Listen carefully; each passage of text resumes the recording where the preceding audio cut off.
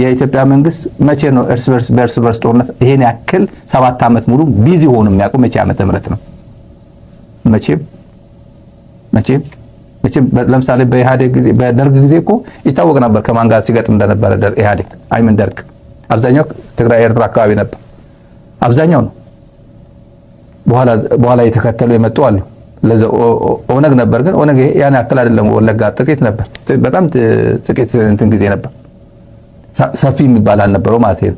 አሁንስ ከጎረቤት ጋር ወይዘን ራሱ ህዝብ ወላ በዚህ በኩል ፋኖ በዚህ በኩል የትግራይ ወዳይ በዚህ ተልጣጥሎ ፕሪቶሪያ ብሎ ነገር አላቅም እያለ በዚህ በኩል አሰብ እያለ እኔ ከማን ጋር ነው ሰላም የምትፈጥረው ነው? ማን ነው ያንተ ስትራቴጂክ ጎረቤት ወይም ህዝብ? እስከ መቼ ድረስ ነው በሰላም ማኖር የምትችለው ነው? ለማንኛውም ቪዲዮዎች አሳያቸዋለሁ፣ ግን ዋናው መረጃው የወድ ወረደና ያብይ ነው አለን እነግራቸዋለሁ። ይሄ 60 ዓመት እኮ አንድም ቀን ግጭት ቆሞ አያውቅም ኢትዮጵያ ውስጥ።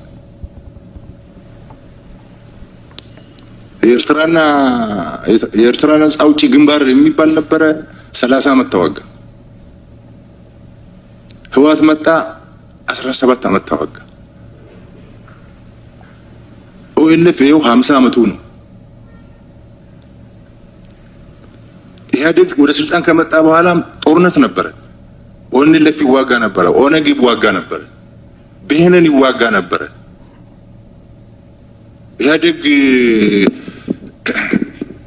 ኢህአዴግ በነበረ ዘመን ሶሻል ሚዲያ ስላልነበረ እኛ እኮ ስንዋጋ ነበር። ከኤርትራ ጋር ተዋግተናል፣ ከኦኤልኤፍ ጋር ተዋግተናል፣ ከኦኤልኤፍ ጋር ተዋግተናል፣ ከብሄንን ጋር ተዋግተናል። አልነበረም 27ቱ የኢህአዴግ ጊዜም ሰላም አልነበረም። በደርግ ጊዜም ሰላም አልነበረም። በንጉሱ ጊዜ ነው የጀመረው።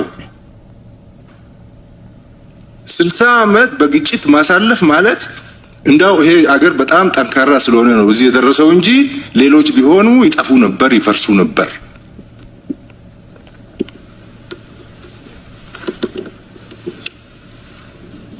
እና አሁንም ቀጥሏል። አሁን እኛ ይፈርሱ ነበር። 30 ዓመት ተዋጋን። ከዛ ወያኔ ቲፒኤልኤፍ 17 ዓመት አይደለም እሱ ተወሱ። እዛ 30 ዓመት ውስጥ ነው የሚገባው የቲፒኤልኤፍ ታሪክ ሊያስተምረን ፈልጋለሁ። 13 ዓመት ተዋጋን ይባላል መጀመሪያ። ከኃይለ ሥላሴ ጋር 13 ዓመት ተዋጋን። ከደርግ መጣ፣ እንደገና 17 ዓመት ተጨመረበት። 17ቱ ወደ 13 ጨምርበት፣ የኤርትራ ጉዳይ 30 ይሆናል። የቲፒኤልኤፍ ግን ህወሓት 17 ነው የሚሆነው። አትጨምርበት ማለት ማጋነን ጥሩ አይደለም ብዬ ነው።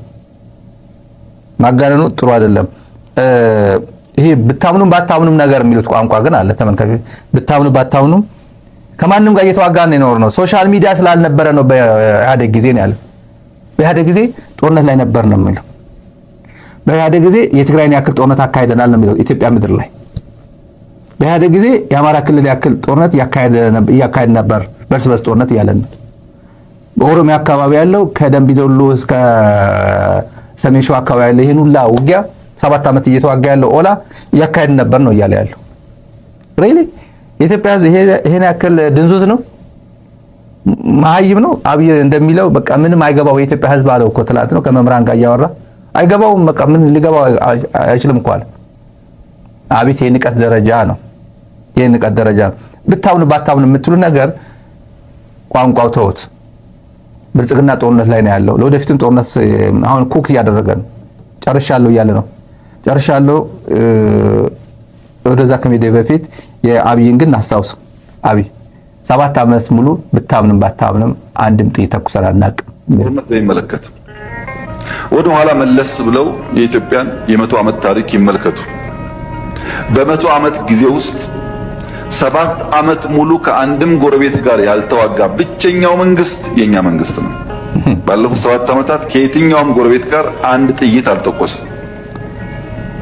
እኔ በታሪክ የማውቀውን ሳይሆን በአካል የማውቀውን ግን ላስታውሱ። በ83 ገብቶ 84 መንግስት የመሰረተው የኢህአዴግ መንግስት እስከ 90 ዓመተ ምህረት ባለው 6 ዓመት ጊዜ ውስጥ መጀመሪያ ከሳውት ሱዳን ኢታንግ ላይ፣ ቀጥሎ ከሱዳን፣ ቀጥሎ ከኤርትራ ውጊያ አካሂዷል። በኋላ የሶማሌውን ሳይጨመር ማለት ነው። በ7 ዓመት ጊዜ ውስጥ ድሮ እንኳን ፓርላማ በእንደዚህ አይነት ጉዳይ የታሰሩ ሰዎች መጎብኘት ይቅርና ታሳሪዎቹ አሁን ይሄ ያው የኢታንግ ደቡብ ሱዳን የምትባል ድሮ አልነበረች። ደቡብ ሱዳን ትላንት ነው የመጣችው። ስለ ደቡብ ሱዳን እያወራ ያለው ትውልድን የማጭበርበር ስራ። ስለ ደቡብ ሱዳን እያወራ ያለው 1983 ወይም 91 በፈረንጅ ኢህአዴግ አዲስ አበባ ሲገባ ኮሎኔል መንግስቱ ኃይለማርያም ደግፎ ጋምቤላ ኢታንግ አካባቢ ዲፕሎይድ ሆኖ የነበረው የሱዳን ጦር የኤስፒኤልኤም ጦር የደቡብ ሱዳን አሁን ደቡብ ሱዳን የሆነ ማለት እሱ ነበር።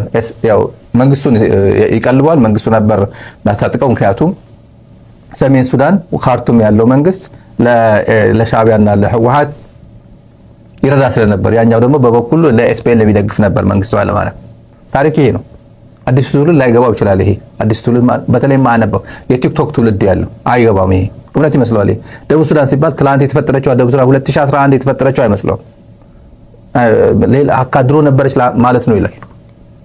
እና ከነሱ ጋር ተዋግተናል የሚለው ጋምቤላ የኢትዮጵያ አካል ሆኖ ኤስፒኤልኤም ከኢህአዴግ ጋር የተዋጋ ጋምቤላ ዝም ብለህ ማየት ነበረብህ እያለው ነው።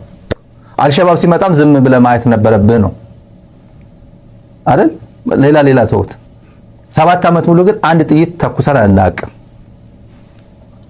ከጎረቤት ጋር ምን መተኮስ ያስፈልግሃል? የራስ ዜጋ ትግራይ ውስጥ አስገብተህ የኤርትራ ጦር አስገብተህ የኤርትራ አልሸባብ የሞቃዲሾ ሰራዊት አስገብተህ ድሮኑ የኢራን ድሮን እኮ ነው የዛሬ አድርገው ተመልካቾች፣ የዛሬ አድርገው የኢራን ድሮን ራሷ መከላከል የራሷን ጀነራሎች መከላከል ያልቻለች ኢራን ተመልከቷት። በሙሉ ሳይንቲስቱ ብቻ ነው ከሚስቱ ከባለቤቱ ጋር የተገደለው እንጂ ጠቅላላ በሙሉ ኢንዲቪጁዋል አልጋ ክፍል ካልሰማችሁ፣ አንደኛው ኮማንደር ክፍል ውስጥ ለብቻው ነጥሎ ነው የመታው። ነጥሎ አለኝ ስክሪንሾት ይዤዋለሁ። ወደ ኋላ ጊዜ ካገኝ ያሳያቸዋል። ነጥሎ እስከዚህ ድረስ ቴክኖሎጂ ያላቸው ሀገሮች መቋቋም አልቻለም። የትግራይን ህዝብ ግን በድሮን የኢራን ድሮን ነበር አፈርድሜ ሲያበላው የነበረው የኢትዮጵያ መንግስት ተበድሮ መጥቶ ማለት ነው። ራሱ መከላከል የማይችለው ድሮን አሁን እና ጎረቤት ምን ያዋጋሃል ነው የራስህ ህዝብ የፈጀ።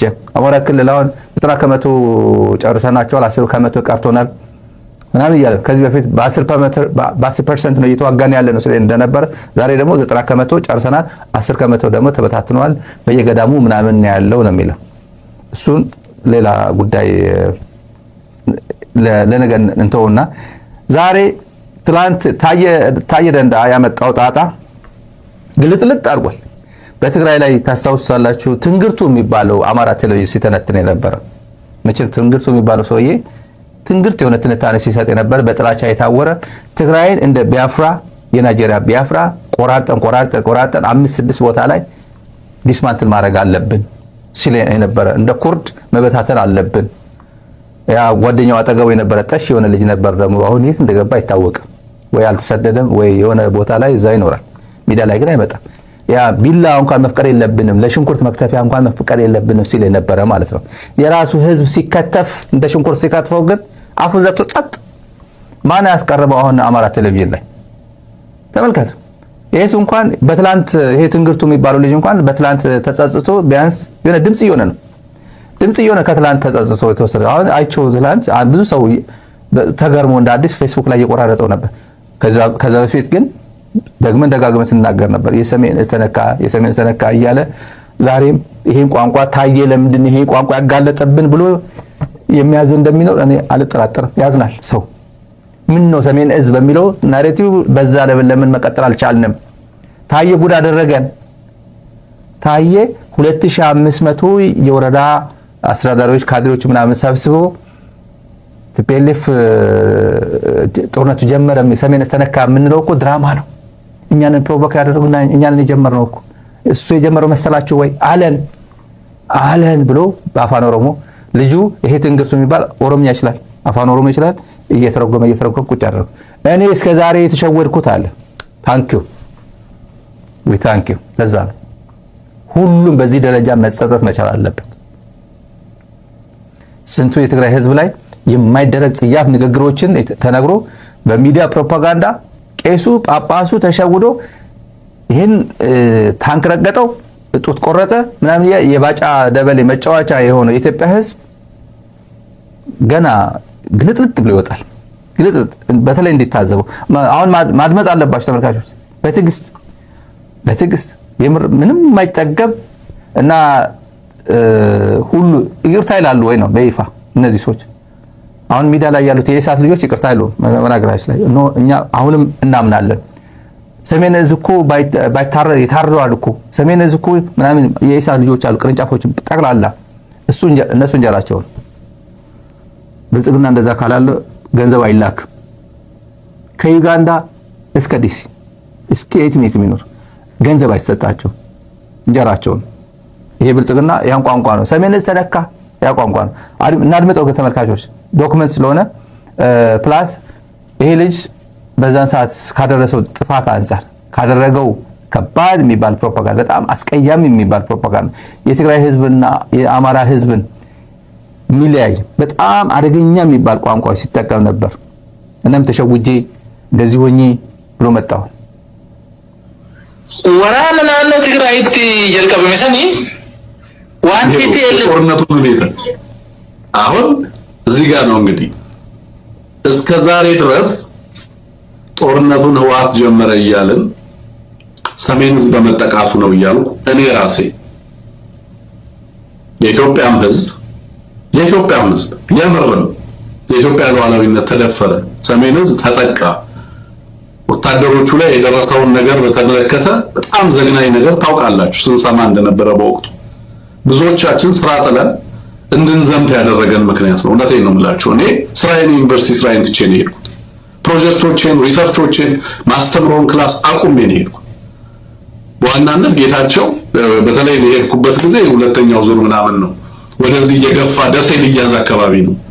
ኦልሬዲ ደሴን ይዘው ወደ ደብረ ብርሃን ሲመጡ ነው። እኔ ኖርማሊ ከሀገርም ወጥቼ ቢሆን ኤርትራ ላይም ጦር አደራጅቼ ዋጋለሁ እውነት ለመናገር ግን ተመልከት እኛ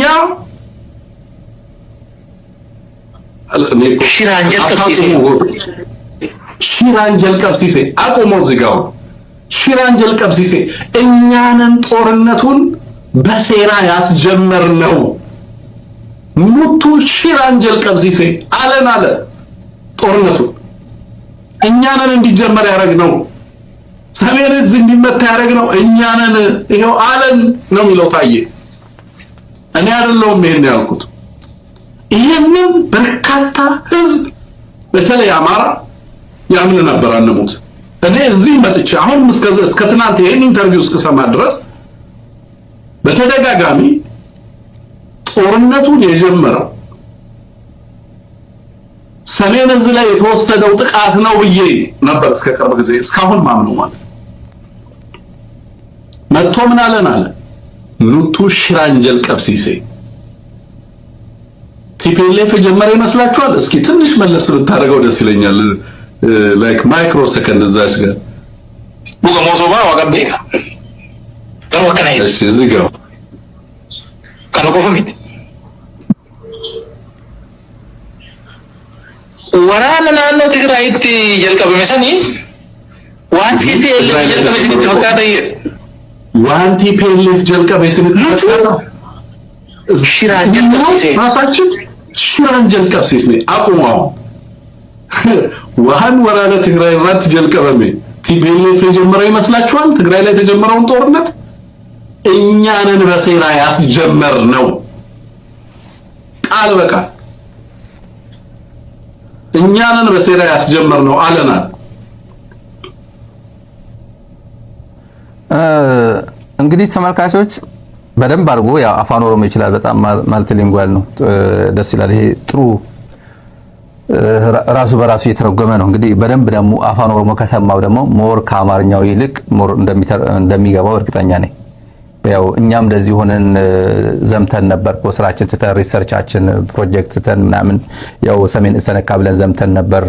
አሁን በሚዲያ እንደዚህ ይቅርታ ይፋዊ ይቅርታ ሲጠይቃሉ ወይ ተሸውደን ነበር ብልጽግና ጉድ አድርጎናል የሚሉ እሱ ብቻ አይደለም። እሱ የይቅርታ መንፈስም ይታይበታል በዚህ ንግግሩ። የሌሎቹ ሚዲያዎቹስ እንደዛ ስሜት ይናገሩታል ወይ? በአንደበት ታየ ደንዳ ጉድ አደረገን እኛ በነበረው ትርክት መቀጠል ሲገባን መሀል ላይ ገብቶ ጉድ አደረገን ብሎ ይቆጫሉ ወይስ ይቅርታ ይጠይቃሉ? ታየ ከሰኞ ጀምሮ እንደነገርኳችሁ የሆርን ኮንቨርሴሽን ሂዱና ጣጣ አርጓቸው ያው ሰብስክራይብ አርጓቸው። የትግል ሚዲያ ነው የነ ዶክተር ኢታና የነ ዶክተር ሚልኬሳ ሚዲያ ነውና እነሱ ያቋቋሙት ነው። የህዝብ ሚዲያ ነው ግን እነሱ ለትግል ብሎ የከፈቱት ነው። ሰብስክራይብ አርጓቸው። በዛራ ሚዲያ ስም ደግሞ ሰብስክራይብ አርጓቸው። ሁሌ እንደዚህ ደስ ይለኛል። ሚዲያ ጥሩ እንትን እንዲያድግ ፍላጎት ስላለ ነው። የህዝብ ሚዲያ ድምጽ ለመሆን ያላችሁ ጥረት ስለምገነዘብ ነውና ሰብስክራይብ አርጓቸው። ሄዳችሁ በተለይ የኦሮሞ ልጆች ጆሌ ኦሮሞ ሄዳችሁ ሰብስክራይብ አርጓቸው።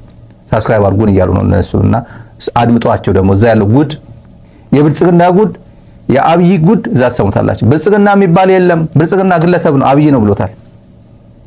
ብዙ ጊዜ የተነገረው ጀዋርም ይናገራል። ብልጽግና የሚባል ፓርቲ የለም አለ ታየ ደንዳ። ፓርቲ የለም አብይ ነው አለ። ወደ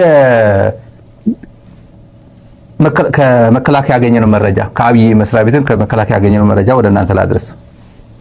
አርስታችን ላይ እንዳስቀመጥነው ተመልካቾች መከላከያ ለጦርነት እየተዘጋጀ ነው። ምንም በቃ ይሄ መደባበቅ ምናምን አያስፈልግም። ቢያንስ ህዝቡ ሳይኮሎጂካሊ ሬዲ እንዲሆን ነው። ምን አይነት ጦርነት የሚሆነው ከማንም መዋጋት የሚፈልገው ለወደፊቱ እናየዋለን። ግን በተለይ ደግሞ አሁን ከኤርትራ ጋር ግልጽ የሆነ የጦርነት ማፕ ውስጥ እንዳለ ዝግጅት ውስጥ እንዳለ በግልጽ እየታየ ነው። አንደኛ ትግራይ የሚሄዱ ዲፕሎማቲክ ኮሚኒቲዎች አሉ። ትላልቅ የአምባሳደሮች ይሁን የሌላ ሀገር የደህንነት ሰዎች ይሁን እኔ ትላልቅ የሌሎች ሀገሮች ሀገር መጥቀስ አያስፈልገንም የሚሄዱ ሰዎች አሉ። ሲያናግሯቸው ምን እንደሚሏቸው እየሰማን ነው። ጦርነት የኢትዮጵያ መንግስት ከኤርትራ ጋር ጦርነት ሊገባ እየተዘጋጀ ነው። ስለዚህ እናንተ እዚህ ውስጥ እንዳትገቡ ከኤርትራ ጎን እንዳትቆሙ ነው የሚሏቸው። አሰብ ምናምን እየፈለገ ነው። ለአሰብ ብሎ ጦርነት ያው ሪጂም ቼንጅ ነው። በነገራችን ላይ አንዳንዶቹ ይናገሯቸው ሪጂም ቼንጅ፣ አብይ የሚናገረው ሪጂም ቼንጅ ነው። አስቀንጥሬ ጥለዋለሁ አስመራ ያለው መንግስት አገዛዝ ነው የሚለው። ቀላል ነው ብሎ ማፕ ያደርጉታል። አጋጆችም ያገዙኝ ነገር አለ ብሎ ይናገራል። ማን እንዳገዘው አይናገርም፣ ግን አማካሪዎች የሰጡኝ ምክር አለ። ቀላል ነው የሚለው። መቀለ የሚሄዱ ሰዎችም ከወታደራውን ከሲቪል ፖለቲከኞችም ሲያወሩ ይሄን ጉዳይ ነው የሚያወሩት። እንዳትተባበሩ እዚህ አካባቢ በቃ ጉዳይ የሁለቱ ጉዳይ ነው፣ እዚህ ውስጥ እጃችሁ እንዳታስገቡ ነው የሚላቸው። ስለዚህ ጦርነት እየተዘጋጀ ነው። የነዚህ ሀገራት ይሁንታም አለበት ማለት ነው። ጦርነት ማቆም አለበት። የምን ጦርነት ነው? ጦርነት አውዳሚ ነው። ጦርነት ሰው ገዳይ ነው። ጦርነት ገንዘብ ይበላል፣ አገር ይቀጥፋል፣ ህዝብ ይበታትናል ተብሎ መመከር ያለበት አገዛዝ ውስጥ ለውስጥ ትግራይ እየሄዱ ግን የሚነግሯቸው እንደዛ ነው።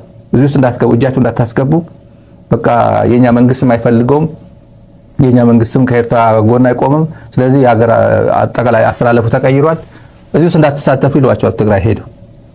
ስለዚህ ጦርነት እየተዘጋጀ ነው ማለት ነው። ይሁንታም ያለባቸው ያው ይሁንታ የሰጡ ሀገሮችም አሉ ከጀርባ ማለት ነው። ለምሳሌ ከመከላከያ እና አብይም ራሱ እና ትላልቅ ሰዎች የሚያወሩት አብይም ጭምር በጣም ታማኝ የሚባል ምንጭ የነገረን የሻዕቢያ ታንኮች የመጀመሪያ እግረኛ ከማስገባታችን በፊት በሙሉ ኤሪያል ቦምባርድመንት ነው። በአውሮፕላን በድሮን በሚጨርሰው ማፕ አድርገናል ይላል። ማፕ የት እንዳሉ የታንኮቹ ብዛት፣ ታንኮቹ የት አካባቢ ዲፕሎይ እንደተደረጉ፣ የመድፎቹ ጉዳይ ስንት መድፍ ነው የወሰደው፣ በደርግ ጊዜ ስንት አስቀርቷል፣ ለኢትዮ ኤርትራ ጊዜ ለኢትዮ ኤርትራ ጦርነት ስንት ገዝቶ ነበር፣ በትግራይ ጦርነት አሁን ደግሞ ብልጽግና ስንት እንደሰጠው ወይ ከትግራይ እንደወሰደ ይሄን ቁጥር አለው እና ስንት ገዝቶ ሊሆን ይችላል፣ ስንት እርዳታ አግኝቶ እና ማፕ አድርገናል። ቁጥር አለን። ታንኮችና መድፎችን የት እንዳሉ ማፕ ካርታ አንስተናል። ሻዕቢያ ዋነኛ አግቦ መካናይዝድ መሆኑን እናውቃለን። በሱ ነው የሚተማመነው። በመካናይዝድ በታንክና መድፎቹ ነው የሚተማመነው። መጀመሪያ እነሱን እንጨርሳለን ነው። እግረኛ ሳናስገባ እነሱን ብቻ እንጨርሳለን መጀመሪያ ነው የሚለው። ከዛ በኋላ የታንክና የመድፍ ጉዳይ ከጨረስን በኋላ እግረኛ እናስገባለን ነው የሚለው። ጦርነት በአውሮፕላን አያልቅም። እግረኛ ነው የሚጨርሰው ኖርማሊ። እግረኛ አስገብተህ ትጨርሰዋለህ ወይ ነው። እግረኛ ለእግረኛ አስተገናኝቶ ይጨርሰዋል ወይ ነው። ሂውማን ዌቭ ይተማመን ይሆናል። ባለፈው ታሪክ ግን ይሄን አያሳየንም። ጠንካራ የሚባለው የኢህአዴግ ሰራዊት እንኳን አሰብ መግባት እንኳን አልቻለም ይመስለኛል። መንገዱን ዋና መስመሩን ይዞ ግን ወደዛኛው ማለፍ አልቻለም። ወደ አሰብ አካባቢ መግባት አልቻለም። ከባድ ነበር። አሁን ያለው ደግሞ እናየዋለን። መሰረተ ልማቱ እናወድማለን ይላል። አንደኛው ደግሞ መሰረተ ልማቱ ጭምር አስቀድመን እናወድመዋለን። አስመራ ኤርፖርት፣ አስመራ ዋና መናኸሪያ አውሮፕላን መናኸሪያውን በድሮን እናፈርሰዋለን፣ በሚግ እናፈርሰዋለን። ምጽዋን እና አሰብን ኤርፖርቱን እናወድማለን። ከዛ በኋላ ከየት ይነሳል ድሮኑ አውሮፕላኑ ከየት ይነሳል ነው። እኔ እኮ ኢህአዴግ አይደለም፣ እኔ እኮ እንደ ኢህአዴግ የዋህ አይደለም ነው የሚለው አብይ። አሁን ኢህአዴግ የዋህ ነው። እኔ እንደ ኢህአዴግ አይደለም ቀጥለው እንደ ኢህአዴግ አይደለም ጦርነት አይደለም ማካሄደው፣ መጀመሪያ መሰረተ ልማቶቹ ላይ ትኩረት አደርጋለሁ ነው የሚለው። ከዚህ ጋር በጣም በተያያዘ ባልተያያዘ ሳይሆን በተያያዘ ደግሞ ፕሬዝዳንት ታደሰ ወረደ የትግራይን ስነ ልቦና የማራቅ የማዛግ እንዲዝግና የጦርነት እንትኑ ችግር የለውም ዘና በሉ የሚል መንፈስ እያስተጋባሉ ትግራይ ውስጥ ልክ በጣም ከባዱ ጊዜ ትግራይ ለምንድን ነው ያልተዘጋጃችሁ ሲባል 9000 ልዩ ኃይል ይዛችሁ ለምንድን ነው ያልተዘጋጃችሁ ሲባል አይ ኤርትራ ትወረናለች ብለን ገምተናል ነበር። አንድ ገመትም ነበር። ኤርትራ ሉዓላዊ ሀገር ኢትዮጵያ ውስጥ ገብቶ እና ዓለም ደግሞ ዝም ይላል ብለን አልገመትንም ነበር ነው ያሉት። የሰጡት ትንታኔ ነው። ምን አይነት ከባድ ትንታኔ እንደሰጡ አስቡ። በዛ ሰዓት እና የነበረው ትኩሳት እያዩት ጌም ኦቨር እየተባለ በዚህ በኩል ስንት ነገር በነበረበት ጊዜ የሰጡት ትንታኔ አይ ቢወስድ እንኳን የባድመ ምናምን አልጀርስ ወስኖልኛል የሚላቸው ነው ሊዝ የሚችለው እንጂ ወደ ይሄን ያክል ሙሉ ኃይል ወደ ትግራይ ያስገባ ብለን አልገመትንም ነው የሚሉት። ጉዳይ አልነበረም ከነሱ ጋር ጉዳይ ስላልነበረን ነው የሚሉት። እና አሁን ወደ ወረደ አሁን አዙ ስፔክ ራይት ነው አሁን በዚህ ሳምንት እንኳን ትግራይን የማታለል ስትራቴጂ ነው እየተከተለ ያለው። ትግራይ የማታለል ስትራቴጂ ነው እየተከተለ ያለው። አዲስ አበባ ያለው ከዚህ ጋር የሻዕቢያ ታንኮችን እናቃጥላለን መድፎቹን እናቃጥላለን ማፕ አድርገናል። የኤርትራ ከባድ እንትኑን እንዴት አድርገን ማውደም እንዳለብን ማፕ አድርገናል። ከዛ በፊት ግን ወያኔ እናጠፋለን እያለ አብይ አህመድ አዲስ አበባ እየተናገረ መጀመሪያ ትግራይ ወያኔ ሳታጠፋ የኤርትራ ጉዳይ ማሳካት አልፈልግም ቅድመ ወያኔ ነው እያለ አዲስ አበባ እየተናገረ ይሄ ደግሞ ትግራይን የማታለል ስራ ትግራይ ውስጥ ይሰራል። የትግራይ አመራሮች ይህን ጉዳይ በተገቢ መንገድ መተንተን መገንዘብ መቻል አለባቸው። 100% ይሄ ሚዲያ አምነው ምናምን መሄድ እንዲጠበቅባ ይሰማሉ ብዬ አልጠብቅም። ሙሉ እንዲያምኑት አይደለም። ቢያንስ ይሄ መረጃ ምን ማለት ነው ወደ ወረደ አብሮት ለሚውሉት መቀለን ያለው ሁኔታ አዲስ አበባ ያለው ሁኔታ ያዩት ነው ያለው የጦርነት እንትን የጎሰመ ያለበት ሁኔታ እያዩት ነው። ዝግጅቱ እያዩት ነው። ትግራይ አሁንም አይ ምንም የለንም በቃ እጃችን አሳስረን እንጠብቃለን ህወሓት ሰርጀልሃለሁ ቲዲኤፍ የሚባል አፈርስልሃለሁ ምናምን እያለ ከዚህ በኋላ ትግራይ እንደዚህ አድርጌ ይሄን ሁላ መቼም የተደራጀ መረጃ ይኖራቸዋል የሚል እምነት አለ። በዚህ ሚዲያ ይሄ ሚዲያ ያገኘው መረጃ ግን ትግራይን ክሊርሊ የማታለል ስራ ነው እየተሰራ ያለው ትግራይ ውስጥ ምንም አይነት በስነ ልቦና ምንም አይነት ዝግጅት እንኳን በስነ ልቦና እንኳን ዝግጅት እንዳይኖር ልክ የ2013 አይ አልተዘጋጀንም ነበር ብለው የትግራይ ህዝብ ላይ እንዳሾፉት ተመሳሳይ ቋንቋ እንዲናገሩ መቼም አንጠብቅ። ትግራይን የሚወጋ ኃይል የለም ነው የሚለው ወደ ወረደ ያርግልን ነው ያርግለት የትግራይ ህዝብ ያርግለት ነው። ትግራይን የሚወጋ ኃይል የለም ትግራይን የሚመለከት ጦርነት አይኖርም ይላል። አሽሙር ነው ይሄ ቋንቋ። ትግራይን የሚመለከት ጦርነት አይኖርም። ከኤርትራ ጋር ጦርነት ውስጥ ከገባ ቤት በኩል ነው ጦርነት የሚያደርገው። በዛች ቃጠሎ በቦሬ እኮ ከባድ እኮ ቦሬ እንኳን እነዚህ 13 14 ዓመት የሚመለምላቸው ህፃናት ታዳጊዎች እንኳን ጠንካራ የሚባለው የድሮ ሰራዊት እንኳን አልቻለውም እኮ ጦርነት ከባድ ነው። እና በዚህ ጦርነት እያካሄደ በዚህ ነፃ ላይ ያደርገው ነው ይሄ በቃ ይሄ ሰላማዊ ነው። ይሄ የኢትዮጵያ አካል አለ ትግራይ የኢትዮጵያ አካል አይደለም ማን አባቱ እዚህ አካባቢ ዞር ብሎ ይመጣብናል ብሎ ቁጭ ሊል ነው። እንደዛ ነው። ለምሳሌ የኤርትራ ጦር ለምሳሌ በለስ ቀንቶት መጥቶ በቡሬ መጥቶ ወደ ቆርጣለሁ ብሎ ቢመጣ ወደ ማለት ወደ አዋሽ ቢመጣ የኢትዮጵያ መንግስት በዚህ አይሞክርም ነው? በዛላምበሳ አይሞክርም ነው ወይ በራማ አይሞክርም ነው? በዚህ በኩል አይመጣም ነው? በዚች በቃ የተፈቀደልኝ ትግራይን አልነካም ብሎ አብይ አህመድ የትግራይ ሉዓላዊነት ጠብቆ በዚህ ብቻ ነው ዋጋ ብሎ ቁጭ ይላል። እሺ ይገመታል? ወታደራዊ ዕውቀት አለኝ የሚል ማንም ሰው ይገምታል? ይሄ ምን ሰናሪዎችን እስቲ ኮንቲንጀንሲ ፕላን አስቀምጥ ቢባል ምን አይነት ኮንቲንጀንሲ ፕላን ነው የሚያስቀምጠው? ወታደር አይደሉም እንዴ እነዚህ ሰዎች? ስለ ኮንቲንጀንሲ ፕላን ሚሊተሪ ሳይንስ ላይ አልተማሩም? እኔ ግራ የሚገባ እሱ ወይስ ህዝቡን አጃጅለው ህዝቡን አዘናጋው ከተባለ ሌላ አጀንዳ ነው። ይባስ ብሎ የሰማነው በትግራይ ሰማይ የሚያልፍ ጦርነት ሊኖር ይችላል። በትግራይ ሰማይ የሚደረግ ጦርነት እንጂ ትግራይ ላይ የሚደረግ ጦርነት አይኖርም። በትግራይ ሰማይ ማለት ትግራይን አልፎ ኤርትራ፣ ከኤርትራ አልፎ ወደዚህ የቴሌፎን ንግግር ማለት ነው። ከአዲስ አበባ አስመራ፣ ከአስመራ አዲስ አበባ እንደዚህ አይነት ቴሌፎን እንደዚህ አውሮፕላን ኢትዮጵያ አየር መንገድ እንደዚህ ሊመላለስ ማለት ነው።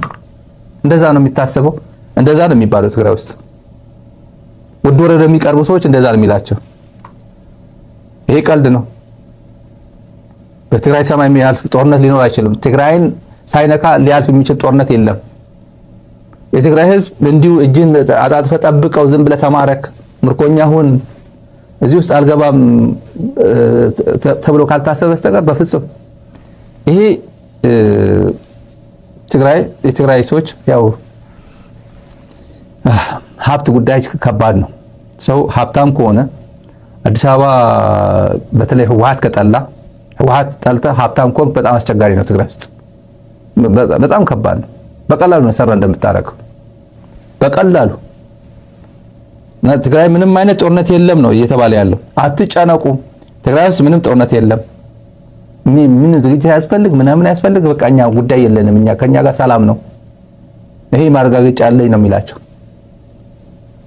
ያርግልን ነው ሰላም ነው የሚፈልገው። ከማንኛውም ጋር ሰላም ነው የሚፈልገው። አብይን አምኖ ግን እንደዚህ የሚል መሪ ሲገኝ ግን ጨዋታ ነው። አብይ ማንም አያምነውም። ለጦርነት የተዘጋጀ ነው እኮ እያልን እኮ ነው። ወያኔን መጀመሪያ አጥፍቼ ወደ ማዶ የሚሄደው ወያኔን ካላጠፋው እንቅፋት ነው የሚሆንብኝ እያለ እኮ ነው። አሁን ነገሩ አሳስሮ እንደዚህ ፕሬዝዳንት ሆኖ ይሄው ነገሮችን አሳስሮ ምንም ነገር እዚህ አትንቀሳቀስ ምናምን አታርግ የሚለው ነገር ጨዋታ ነው። መጨረሻ ላይ ኃላፊነት ወስዳለህ። አዲስ አበባ ያለ ሀብት ይሁን ምናምን እንኳን የምትበላበት ጊዜ እንኳን አይኖርም። ማንም ህፃን ይሁን ትልቅ ይሁን ጀነራል ይሁን አቶ ይሁን ዶክተር ይሁን መጀመሪያ ህልውናን አስቀድም ነው። የህልውና ጉዳይ አለ ነው።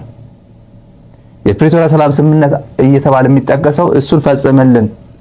ጋራንቶርስ የሚባሉ ጋራንቶርስ ደግሞ እንደና አሜሪካና አፍሪካ ህብረት ደግሞ ለምንድነው ኢንጌጅ ማታረጓቸው የቲፒኤልኤፍ ጉዳይ ፌደራል ጉዳይ ለምንድነው አንድ ጉዳይ እልባት የማትሰጡት ብሎ ፑሽ ማድረግ የሚገባው ነው።